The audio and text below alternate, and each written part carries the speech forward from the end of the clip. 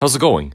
So, I want to ask you a question. What are the most integral parts of a video game? And I don't mean the basic stuff like graphics or performance. I mean things like the story, the characters, the writing, the boob jiggle physics, the soundtrack, and so on. Personally, I think a very important part of a video game is the final boss. For the most part, the final boss is the last thing you'll experience in a game you're playing, and it could make or break that experience. When they do it right, it's like the bartender just poured out the perfect pint. It's the best feeling ever. But sometimes you get served by someone who just started working yesterday and your pint ends up like this.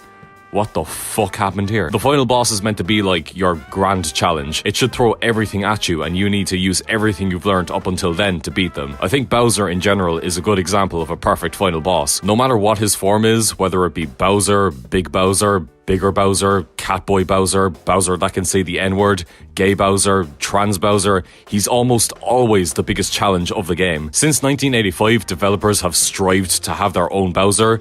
Some are good, and some are pints where half the glass is the head. In this video, we're gonna look at the bad final bosses. The ones so bad they make your eyes bleed, give your dog rabies, and make your parents get a divorce. Or that might just be me. Also, this video is very opinionated. You might like some of the final bosses that I don't like, and that's perfectly fine. But if I ever see you in public, I'm gonna rip your eyes out. Anyways, here's all of the games that I'm gonna spoil.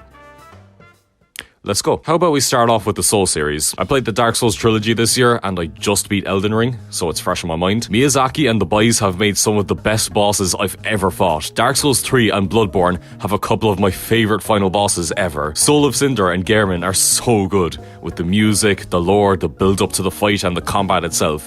Gwyn would be up there as well if he wasn't so easy to cheese with parrying. However, while I don't think they're downright bad, I think From Software have a couple of fairly mediocre final bosses as well. In Dark Souls 2, depending on whether you killed Vendrick or not, there's two final bosses. If you don't kill Vendrick Lamar, Nishandra is the final boss, but if you do kill Kendrick, Aldia is the final boss. They both kind of suck. Nishandra is a pushover. All you have to do is touch her balls and then attack her. The music is okay, the lore behind Nishandra is practically non-existent until the end of the game, and there's just nothing emotional about this fight. The Gehrman fight is so good because it's the first and last hunter trying to free each other from a nightmare. Meanwhile, Nishandra suddenly wants you to be king and then you kill her.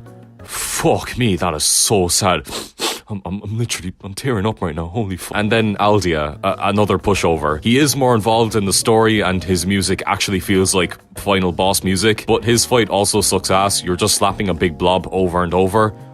Wow, that's really exciting. So overall, he's only kinda better than Nishandra, but still average. Now thankfully, no one will get upset at what I just said, because no one likes Dark Souls 2. However, how do I put this?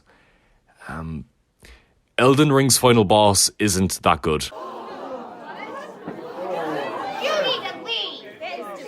I know, I just committed a grave sin.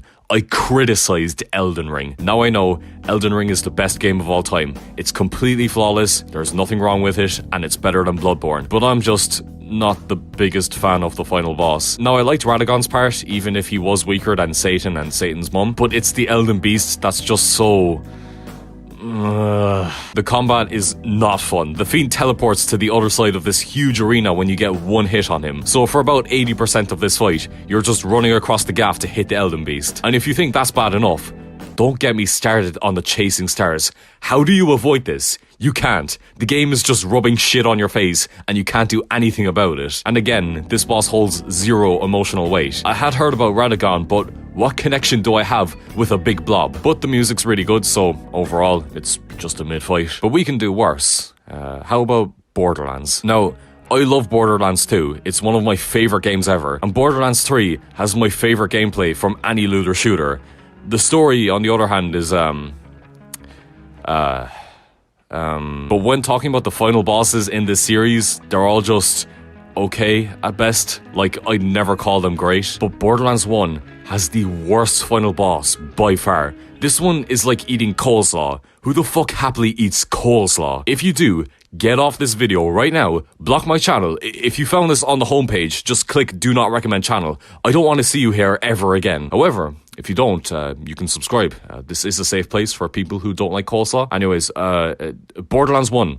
The Destroyer is cheeks. Even in the remaster where Gearbox tried to make him better, this fiend is just a bullet sponge. There's never a point in this fight where you're in danger. The most dangerous thing that could happen is you falling asleep, because this fight is so fucking boring. Why they decided to kill the villain and make you fight this blob instead, I will never know. But this final boss is ass, and leaves you feeling like you just played an okay game, and not a good one. Next on my list is, Chrono Trigger, apparently the best JRPG of all time. When I first played this game, I didn't like it all that much, but I've had time to reflect and think about the game, and yeah, it's still not that good.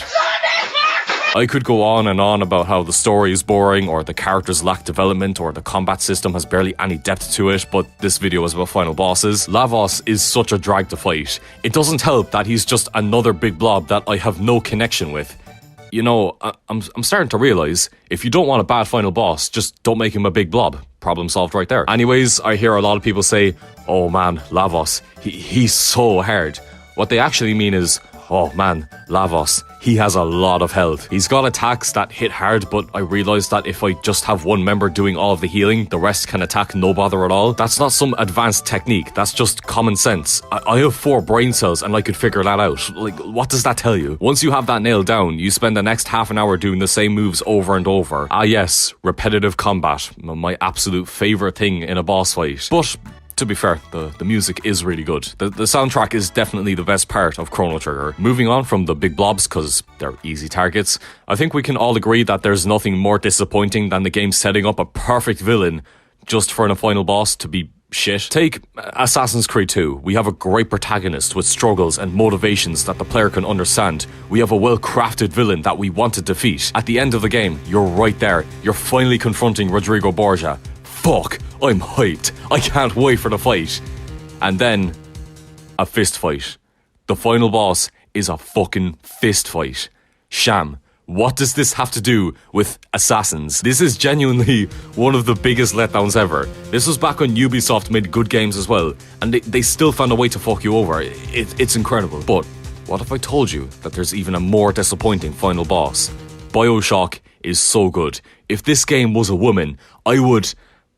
I treat it with respect. I wouldn't do anything weird with it. Or the storytelling and the environmental storytelling, the characters and the development of them, the attention to detail in this huge underwater world. BioShock is peak fiction. The plot twist with Frank Fontaine is still one of my favourite moments in a video game ever. But holy shit, the final boss is so bad. Frank Fontaine was built up to be a perfect villain, and it's so disappointing that you can easily cheese him with electric gel. I wanted that final boss to be the best end to a story ever, but I guess the developers couldn't carry that momentum into the final moments of the game. But lads, I have a solution. I'm gonna go back in time and I'm gonna tell the developers, if you fuck this up, I will fuck your dog. And I think that's where I'll end the video. Yeah, I could have kept going. I didn't mention final bosses like the 16th Colossus, Hoyt, or your man from Uncharted. That game was so forgettable that I don't even remember who the villain was. But I don't want to drag on with this topic, and I think I can summarize what makes a bad final boss. Dark Souls 2 shows us that having an easy boss fight can lead to it being uneventful and not very fun. Elden Ring shows us that running across the arena does not make a final boss exciting, and neither does that fucking retarded move. Borderlands shows us that bullet sponges do not equal good gameplay. Chrono Trigger shows us that a big blob that we have no connection with leads to a lack of emotional depth in the final confrontation. And finally, with Assassin's Creed 2 and BioShock, an underwhelming fight after such a great lead up to that moment can leave the final boss feeling extremely disappointing. Yeah, there's other things that make a bad final boss, and like I said, this video is subjective, so you might not even agree with some of these final bosses being bad. But to be honest, I don't want to edit a long video. I'm lazy. Maybe one day I could look at more final bosses, but right now I'm gonna do more productive things like studying for my leaving cert, or I can have an existential crisis. I could blow up 343's headquarters for this final boss.